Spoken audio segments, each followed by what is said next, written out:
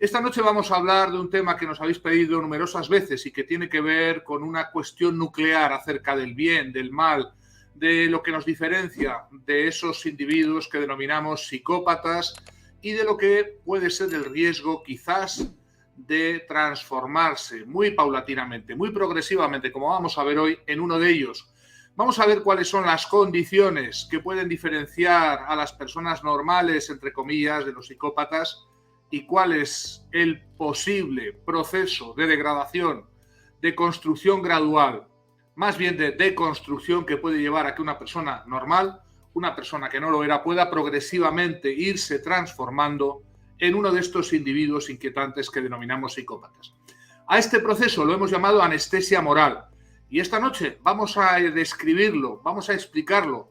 de cara a la prevención, de cara a la profilaxis, de cara a que si estás en uno de estos procesos paulatino, progresivo, insidioso, puedas escapar a él antes de que sea demasiado tarde. Así que, si quieres conocer más sobre la anestesia moral que conduce a la psicopatía, quédate, porque hay cosas que vas a aprender esta noche.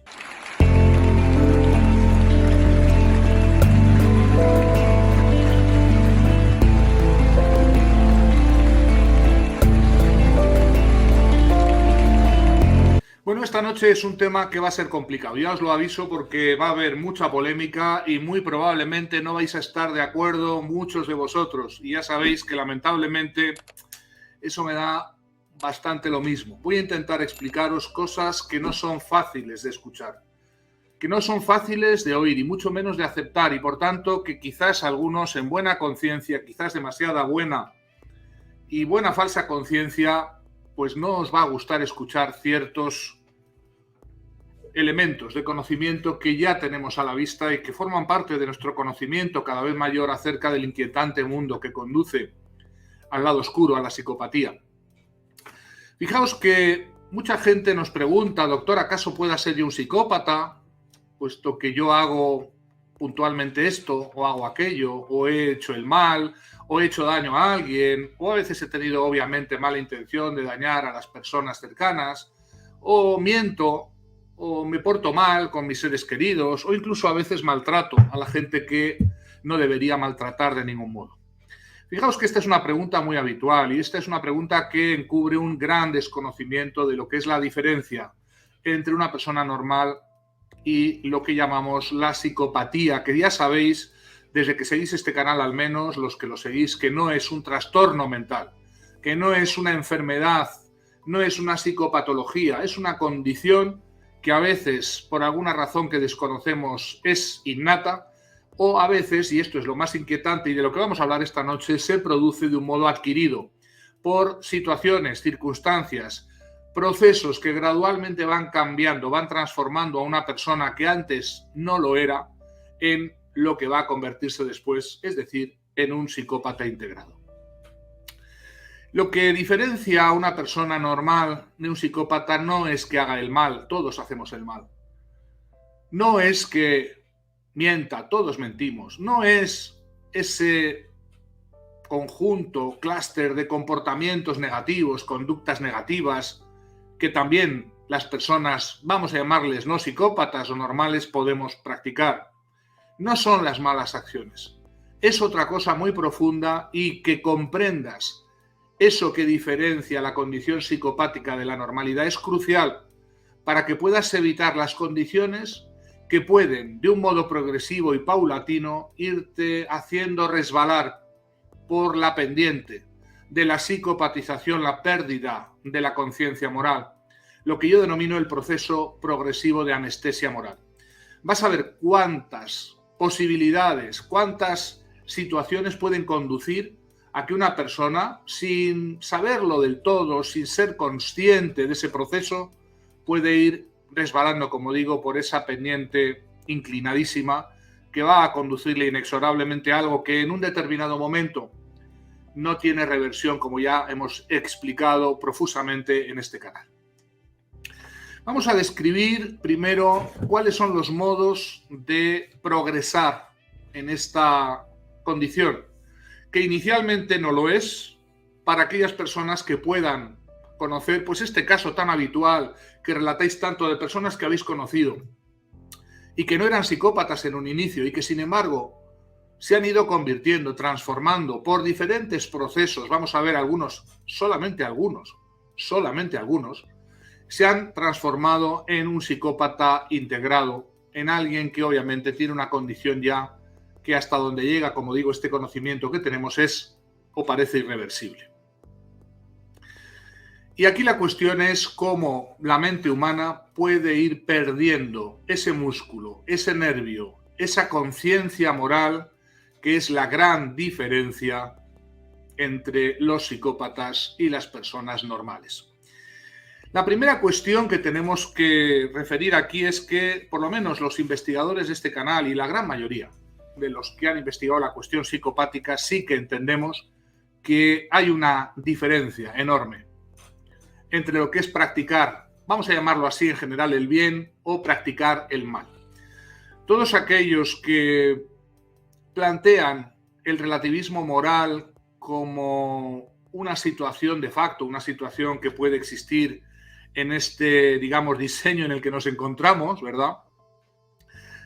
Utilizan esto como modo de eludir el discernimiento moral, que a veces puede ser muy complicado, y la cantidad de cuestiones morales acuciantes que aquejan al hombre moderno, al ser humano moderno, y que desde luego pues son cuestiones complicadas, a veces más complicadas por la cantidad de ideología y propaganda que nos rodea, y que desgraciadamente se quiere eliminar de un plumazo aludiendo a esta posible situación de relativismo generalizado en el cual no habría bien ni habría mal y que todo dependería del color del cristal con el que se mira la cuestión. Ya sabéis que para mí el criterio, la piedra de toque que establece la diferencia entre el bien y el mal es la clave de bóveda, que es para mí siempre la víctima. Y por eso, quienes son partidarios de este mundo relativista moral, no les gusta que hablemos de víctimas, porque la palabra víctima, no la palabra, el concepto en sí mismo, precisamente como clave de bóveda de lo que es la realidad, el principio de realidad, es el que acredita que una conducta no es relativa. Una conducta que hace daño, una conducta que destruye, un comportamiento que humilla, veja, elimina la libertad, restringe la capacidad de disfrutar, el dinamismo vital, hipoteca la vida de una persona, es decir, la victimiza, no es cualquier comportamiento. Estamos hablando de una radical cuestión que debe ser esclarecida al principio. Si queremos hablar de lo que puede producir la anestesia moral, debemos partir del principio de realidad, y el principio para mí de realidad es la existencia de las víctimas. Y todos aquellos que se empeñan en camuflar, en distorsionar o en negar incluso el estatus a quien verdaderamente es víctima, se están apuntando, por cierto, a una verdadera moda que consiste en eliminar el juicio moral para eliminar la obligación natural, automática, la responsabilidad que tendrían de actuar en favor de esas víctimas y de contener la actuación de los victimarios. ¿Qué quiero decir con esto? Que el relativismo moral es un cómodo modo de objetar a la obligación universal de ayudar a las víctimas cuando las vemos en nuestra cercanía, en nuestra proximidad, cuando necesitan nuestra ayuda, cuando necesitan más que nunca nuestra solidaridad. Y por eso, tantas personas en este mundo moderno lleno, repleto de víctimas, dimiten, abdican de su responsabilidad moral a base de negar que exista realmente un juicio objetivo, universal, acerca de conductas que son bien seguro destructoras y que podemos calificar como males, al menos para ciertas personas que se convierten en sus víctimas. Ese falso modo de soslayar el dilema moral de la obligación natural de actuar lleva a muchas personas a una dimisión moral interior. Esa dimisión moral tiene muchas facetas y tiene muchos modos de irse instalando muy progresivamente, muy paulatinamente. Esa dimisión moral hace que muchas personas puedan lavarse las manos en buena conciencia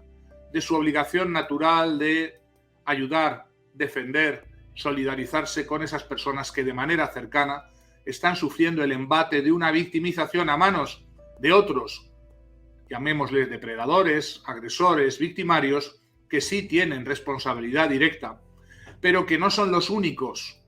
a los que cabe atribuir una responsabilidad moral. También a estos testigos que se convierten habitualmente en testigos mudos silenciosos, por tanto, inactivos, pasivos ante los procesos más brutales de linchamiento psicológico,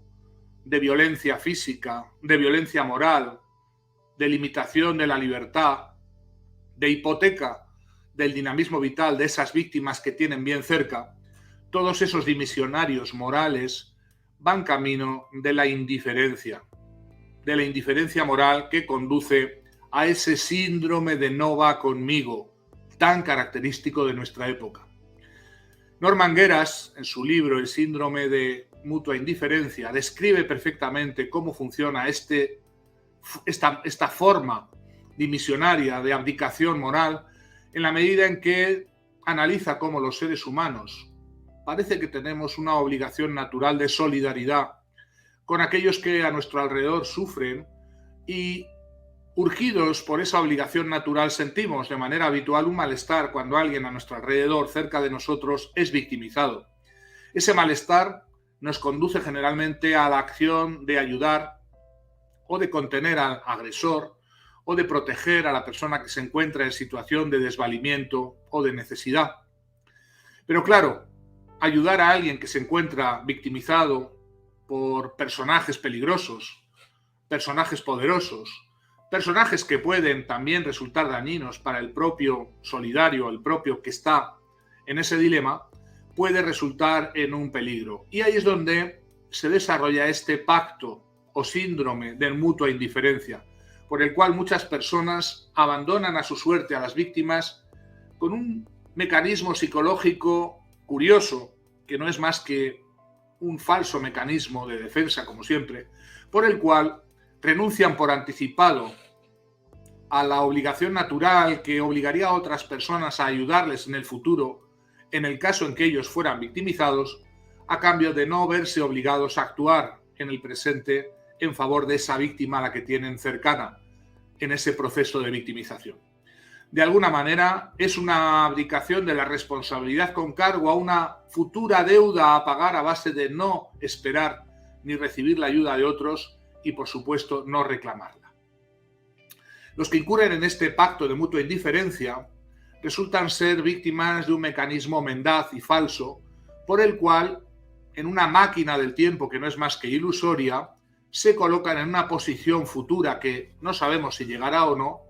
no sabemos si será real o no, para abdicar de una responsabilidad bien real, bien presente, bien activa en el momento actual de ayudar a quien está cerca pasándolo mal. Este síndrome de mutua indiferencia, este pacto de mutua indiferencia, permite soslayar esa obligación natural de solidaridad que tenemos y hace de ese indiferente moral una persona que se salta esa obligación de ayudar y que más tarde o más temprano se va a ver obligada a desarrollar explicaciones que no son más que encaje de bolillos, morcillas de relleno con las que poder justificar ante sí mismo y ante los demás su cobardía, su inacción, su paralización ante esa víctima que, estando cercana, pide, reclama de manera automática, natural, ser ayudado, pide y reclama, como debe esperar todo ser humano, la solidaridad por parte de quienes están ahí. En ese pacto de mutua indiferencia no es infrecuente ver individuos que, para ignorar, para dar la espalda a esas víctimas concretas y reales, víctimas muy concretas de su cercanía, de su proximidad, desarrollan toda suerte de explicaciones que no son sino racionalizaciones, fruto de la enorme disonancia cognitiva que pueden tener entre esa buena imagen de sí mismos que quieren mantener y un comportamiento insolidario, cobarde, mendaz, paralizado al menos frente a la victimización que están presenciando y que está produciendo directamente el abandono a su suerte de una víctima en el momento más urgente, en el momento más necesitado, en el momento en que necesitaría precisamente el apoyo, la solidaridad de esa persona que ahora, como indiferente, se ha convertido en una persona que podemos calificar como testigo mudo. Este pacto de mutua indiferencia lo hemos observado en los procesos de mobbing laboral. Los que habéis sufrido el acoso en el trabajo sabéis muy bien cómo los compañeros de trabajo que perciben y se dan cuenta de manera inmediata cómo un compañero ha sido señalado, ha sido designado como objetivo a eliminar, a machacar, a hundir, es inmediatamente atacado, sí, señalado, estigmatizado por el instigador del mobbing, pero abandonado automáticamente por el resto de compañeros que guardan la ropa, se guardan mucho de dejarse ver con la víctima, hablar con ella, irse a tomar un café, ir a comer en el comedor de la empresa en la que trabajan. En definitiva, el abandono en el momento crucial que necesitaría de una solidaridad especial, de un acompañamiento, de una posición unánime en favor de una persona que es injustamente atacada, a la que se quiere eliminar por alguna razón, generalmente por haberse vuelto amenazante para el que instiga el proceso de mobbing laboral. En definitiva, lo hemos visto tantas veces y hemos visto tantos testigos mudos que, inicialmente paralizados por esa indiferencia moral, al cabo del tiempo ya no van a estar en la posición de testigos mudos y testigos inactivos, sino van a agregarse al gang linchador, encontrando muy rápidamente, vía la disonancia cognitiva, explicaciones, razones para cargar a su vez contra esa víctima, entendiendo que se lo merece, siendo arrastrados de manera unánime por el gang, por el mob, por la masa linchadora. La indiferencia inicial se transforma en una participación activa muy rápidamente por vía de la disonancia cognitiva que genera el quedar parado ante una injusticia, ante una víctima, y necesitar la mente razones para justificar esa paralización, esa abstención o abdicación moral. Y esas razones, lamentablemente, no son más que imputarle a la víctima el ser responsable, el ser merecedora de la suerte que le está tocando y, por tanto, pasar a la acción agregándose a la masa de, ya no testigos mudos, sino miembros activos de un gang linchador, de un gang de acoso. Lo mismo ocurre prácticamente igual en el bullying, siendo los protagonistas menores, niños, que también perciben, observan el ataque injusto contra un compañero, pero teniendo miedo al matón que inicia o instiga el proceso, prefieren mantenerse al margen inicialmente. Pero poco más adelante se van a ver arrastrados de un modo mimético, imitativo, por esa horda que ataca, violenta, se burla, se ríe, excluye, bloquea a ese niño que es una víctima única, y incurre también en explicaciones ad hoc que satanizan y chivo expiatorizan a ese niño que es una víctima injusta, que necesitaría también de la solidaridad, del apoyo, de la comunicación en ese momento crítico de su acoso escolar, y que recibe a cambio el abandono, la victimización y además el proceso de chivo expiatorización, por el cual va a ser percibido como ya no solo una víctima, sino una falsa víctima, alguien que lo que pasa es que merece lo que le vamos a hacer.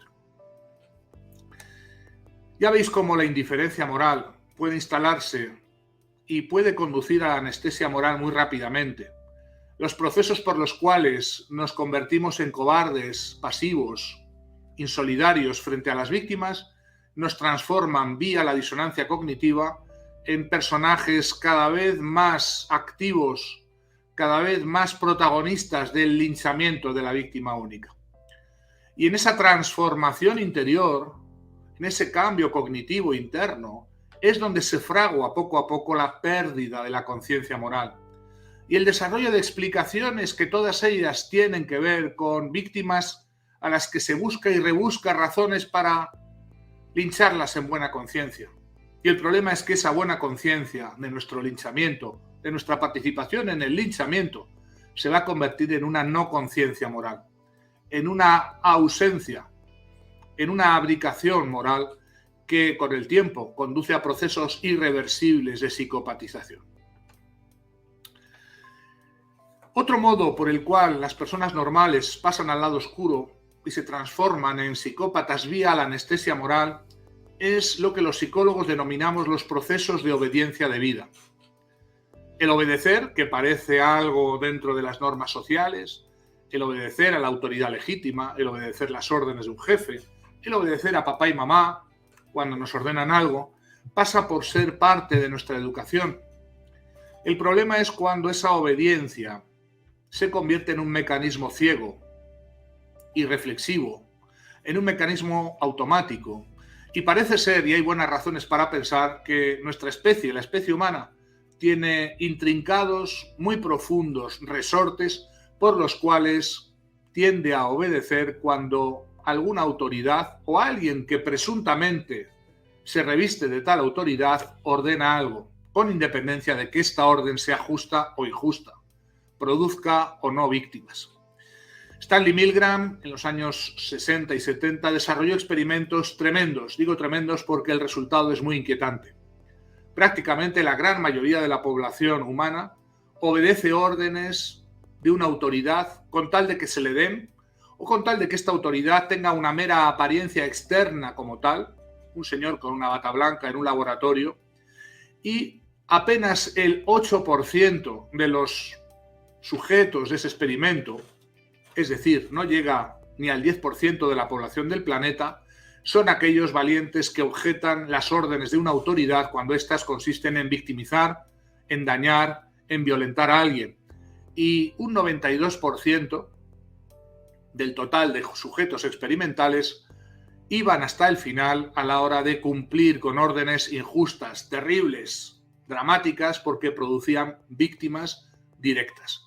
Estos experimentos, de los cuales seguramente la matriz psicopática tiene buen conocimiento y que aprovecha muy bien, nos deben llevar a reflexiones muy profundas. No solamente porque obedecer las órdenes injustas, las órdenes que son flagrantemente violaciones de los derechos humanos más básicos, producen víctimas y produce una colaboración no tácita, sino muy expresa, muy directa con el mal. Obedecer a la autoridad, por muy autoridad que se presente cuando ésta ordena cosas injustas o cosas que dañan o privan de libertad a otros o victimizan a otros, es algo que apenas el 8% de la población del planeta es capaz de resistir u objetar. ¿Qué ocurre con la gran mayoría? Con ese 92%. Primero, que tiene un mecanismo bastante automático y gregario de obedecer, de seguir lo que se le dice, de atender a las cosas que alguien ordena, por más que esos actos puedan ser terribles, por más que esas actuaciones puedan consistir en barbaridades, por el hecho de que se sienten en lo que los psicólogos denominamos un estado agéntico. Se sienten agentes de otros, se sienten ser meros instrumentos, meros relés, meros transmisores de las órdenes y, por tanto, quien verdaderamente está actuando, según esa mente altamente secuestrada por el proceso de obediencia debida,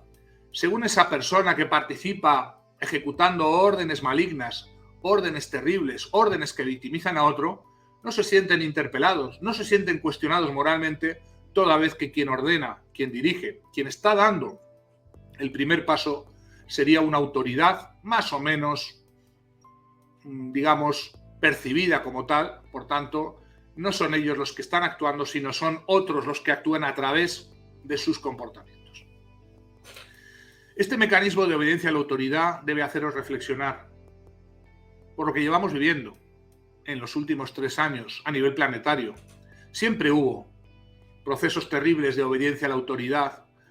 que llevaron a cosas terribles en la Segunda Guerra Mundial, en diferentes guerras, en diferentes situaciones sociales, donde muchas víctimas han sido linchadas colectivamente con la participación de otros millones de personas que simplemente recibían órdenes y ejecutaban órdenes sin hacerse el más mínimo problema moral de si esas órdenes eran legítimas, se podían obedecer o se debían resistir o se debía objetar a ellas. Es cierto que esto ha existido en ciertos momentos localmente. La gran diferencia es que quizás nos enfrentamos a una situación a futuro donde esa obediencia ejecutable, obligada, obligatoria, puede estar afectando simultáneamente a todo el planeta al mismo tiempo. Y lo digo porque la obediencia debida, el mecanismo agéntico por el cual una persona se siente agente de otra, se siente mero ejecutor de las órdenes de otra, es un mecanismo psicopatizador por excelencia. Y voy a explicaros por qué. Las grandes bandas criminales, las maras, las mafias, todos los grupos que necesitan convertir a sus miembros en psicópatas para hacerlos dóciles, para hacerlos sumisos, para matar el nervio moral, siempre socializan del mismo modo a sus miembros, haciéndoles ejecutar órdenes terribles, órdenes crueles, generalmente contra miembros de su propia familia o gente cercana, crímenes abyectos por los cuales, de manera repetitiva, esos miembros reclutados por esos grupos van perdiendo la conciencia moral, van quedando anestesiados moralmente, va quedando muerto el nervio moral y, por tanto, convertido a la persona normal en un neopsicópata. La obediencia debida realmente produce este cambio, esta transmutación interna, porque el estado agéntico no es un mero estado puntual, momentáneo, sino va a transformar el modo de pensar y de captar y de percibir la realidad, de percibirse a sí mismo y a los demás, de la persona que está en esa situación de obediencia debida o de estado agéntico. Y la principal modificación es la modificación cognitiva de la percepción de la víctima, a la que, para mantener una buena conciencia, entre comillas, o de la buena conciencia, claro, esta que no lo es, la víctima de este proceso de socialización en el mal, la persona que se va a ir transformando gradualmente, pasando al lado oscuro, comienza a desarrollar explicaciones ad hoc, racionalizaciones que tienen que ver con el merecimiento de la víctima, con el error básico de atribución, que ya sabéis es ese mecanismo por el cual las víctimas son percibidas siempre como personas que tienen rasgos, disposiciones o actitudes que les harían merecedoras de lo que les están haciendo. Y por tanto, el error básico de atribución es ese algo habrá hecho, que inicialmente es una pregunta indeterminada, pero que se va convirtiendo en una respuesta o en múltiples respuestas de los modos y maneras por los que siempre las víctimas algo son o algo han hecho que les hace merecer su suerte. El estado de obediencia al que la matrix psicopática es adicta y la mayor parte de los gobiernos más psicopáticos del mundo están abonados a ese mecanismo de hacer obedecer, por el hecho de obedecer con independencia de si esas órdenes o esas determinaciones vulneran derechos, provocan víctimas, provocan daños irreversibles en otras personas. En esa obediencia debida están hoy embarcadas muchas personas que van transformando su modo de ser, su personalidad, que van deslizándose peligrosamente, insidiosamente, directamente al lado oscuro. Esa modificación de la percepción de la víctima va correlativa con la anestesia progresiva de la conciencia moral. La persona que sufre este mecanismo de obediencia debida a este estado agéntico, modificando su percepción sobre la víctima, va siendo cada vez más insensible, más fría, más poco o nada empática hacia el daño que está provocando, toda vez que para superar esa percepción directamente se termina negando y se termina satanizando, chivo expiatorizando a la víctima, buscando modos, razones, maneras por las cuales justificar lo injustificable. En esa progresiva transformación mental comienza a entrar insidiosamente en esa conciencia lo que yo denomino la moral teleológica, el famoso fin por el que todo medio, por brutal y bestial y cruel que sea, es justificado. La moral del fin que justifica los medios es por excelencia el modo de pensar de todo psicópata. No importa lo cruel que pueda ser el modo de actuar, es validable, es factible, es aceptable, siempre y cuando el psicópata vea que hay un buen fin para él, en el sentido más individualista y egoísta que podáis imaginar, y por tanto ya no importan los medios a utilizar para obtener ese buen fin particular, personal, sí, oportunista, sí, con cargo a la mentira, a la astucia, a la manipulación, la coacción o todo tipo de otras violencias que se practique sobre las víctimas. Quien está en ese estado agéntico, quien se encuentra en esa abdicación, en ese progresivo abandono de toda conciencia moral, de toda empatía, no tiene la sensación de estar cambiando, no tiene ninguna consciencia de estar evolucionando, de estar transmutándose en un ser sin conciencia. Y son habitualmente las personas que le rodean las que se dan cuenta primero y a veces avisan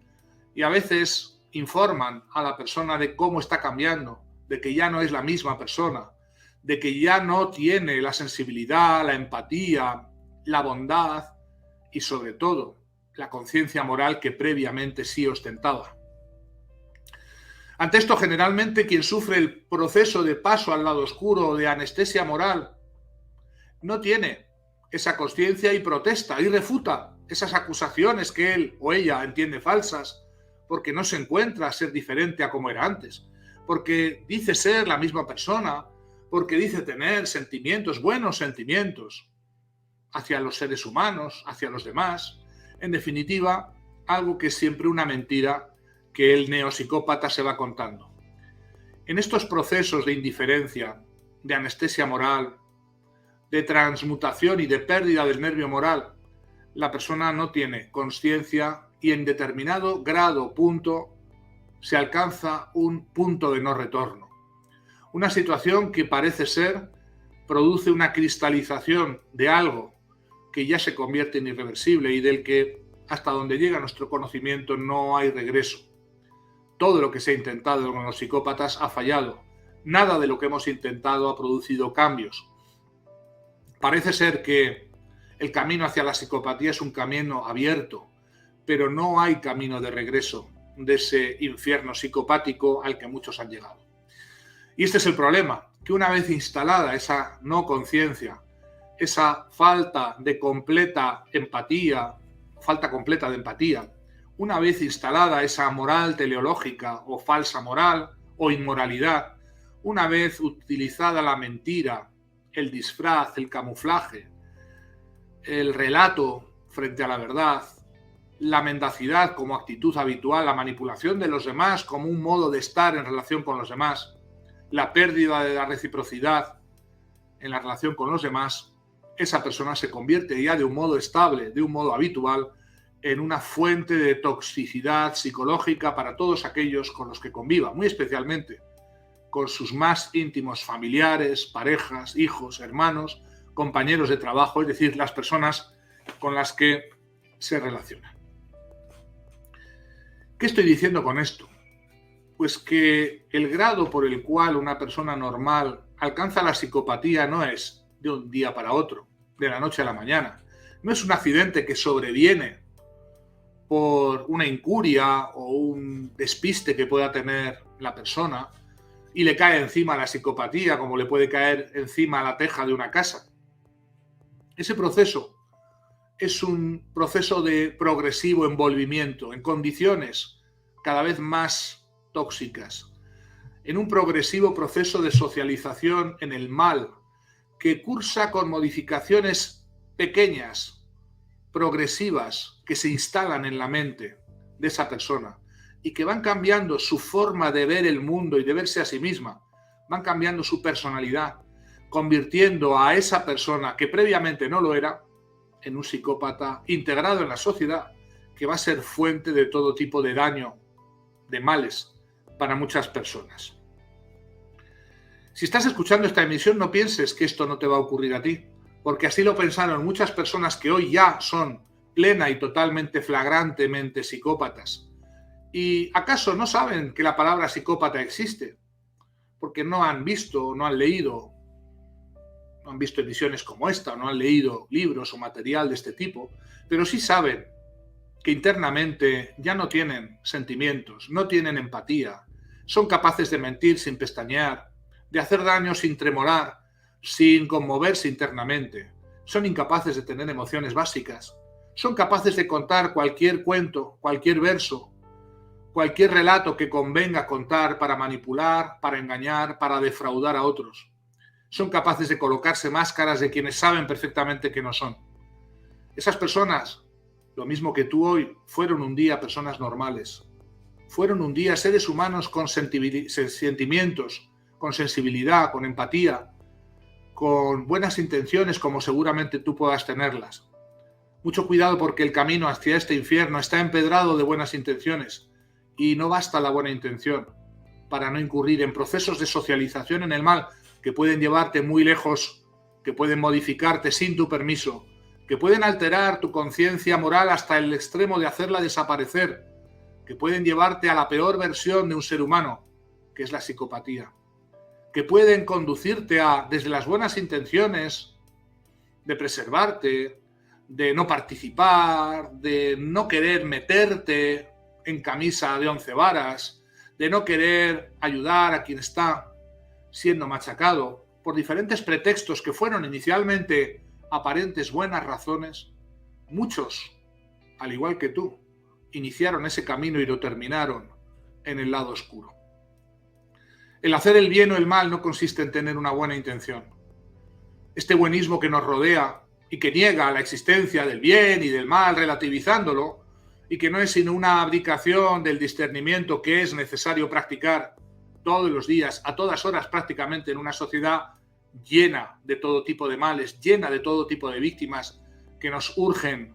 que nos impelen a actuar, a solidarizarnos con ellas, que nos reclaman en solidaridad, obviamente esperable, en una legítima expectativa de ayuda, como todos los seres humanos pueden tenerlo frente a otros.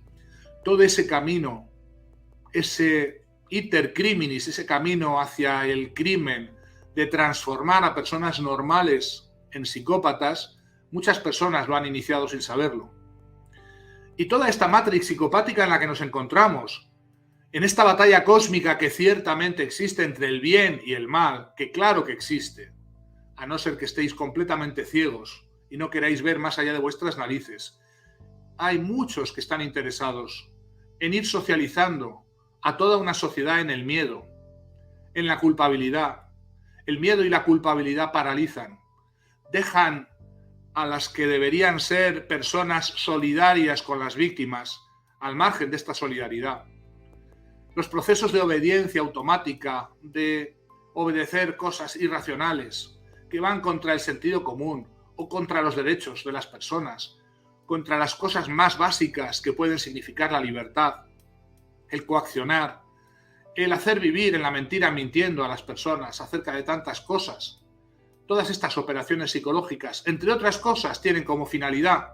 el que muchas personas, muchos de vosotros, pasen lo más pronto posible a ese lado oscuro. Y como muchos de ellos dicen riéndose, cuanto más seamos, más reiremos. Cuanto más psicópatas haya en este proceso de general psicopatización planetaria, más va ganando el lado oscuro y más se decanta hacia un lado esa batalla cósmica. Momentáneamente, porque debéis saber, como ya decimos desde hace mucho tiempo, que esa batalla desde el principio está ganada. Lo saben y por eso están dando los últimos coletazos, los coletazos finales de toda esa maldad, toda esta progresiva deshumanización que estamos viviendo en estos últimos años, porque saben que les queda poco tiempo. Saben que el despertar de la humanidad, gradual, poco a poco, paulatino, es inexorable, y que por muchas que sean sus actuaciones, sus mentiras y todos estos procesos masivos de socialización en la culpa, en la mentira, en el ordenamiento de cosas injustas, absurdas, abstrusas, irracionales, por mucho que intenten todos estos recursos, lo que está produciendo es cada vez más, como vemos en este canal y en todo en general a nuestro alrededor, un masivo despertar, que es precisamente lo que ocurre siempre en vísperas del amanecer, el despertar masivo de millones de personas que se dan cuenta y que ya son conscientes y que aplicando su libre albedrío, su voluntad, que ciertamente existe tanto el libre albedrío como la voluntad, se niegan a participar, resisten a esa matrix psicopática y se convierten en agentes sociales de cambio, en luz para alumbrar a las naciones, en sal de la tierra, en elementos elementales, sustanciales, fundamentales para el despertar de otros que están esperando también ese mensaje, esa información, esa solidaridad, esa mano amiga que les va a ayudar a ver en esta oscuridad y a ver la estructura básica de la realidad, lo real en cuanto real. Y viendo lo real en cuanto real, poder elegir correctamente el campo en el que militar en esta batalla cósmica. Espero que hayas entendido, porque esta noche este mensaje Es para ti, no es para otro. Es un mensaje inquietante. Es un mensaje que te debe cuestionar, que te debe hacer comprender la importancia que tiene el disponer de una conciencia moral, el no perderla, porque es exactamente eso lo que nos hace más característicamente humanos. Y todos los procesos con los que te quieren convencer que la deshumanización vendrá de la inteligencia artificial o del transhumanismo, no te equivoques. Mucho antes que todo esto está la progresiva desnaturalización del ser humano vía de la destrucción de su conciencia moral. Y os he explicado esta noche en muy pocos minutos cuántos caminos hay, de qué modos y maneras tan distintos se puede perder esa conciencia moral.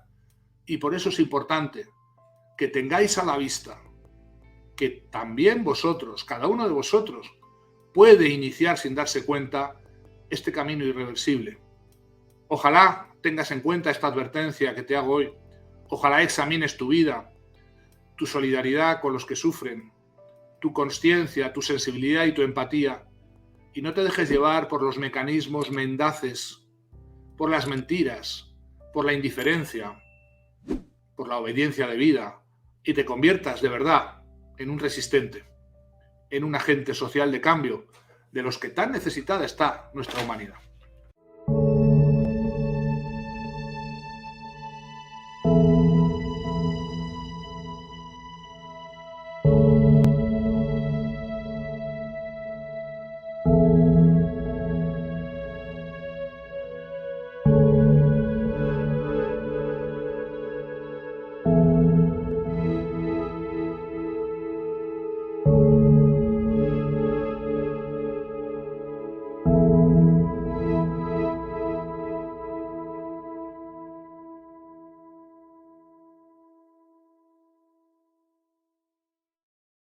Todo lo que hacemos, todos los servicios que prestamos desde el instituto los tenéis en nuestra web, en la página web inakipinuel.com, y todo lo que hacemos, tanto la capacitación para psicoterapeutas o para los coach cero, como los servicios de apoyo, psicoterapia, acompañamiento, los tenéis en esa página web.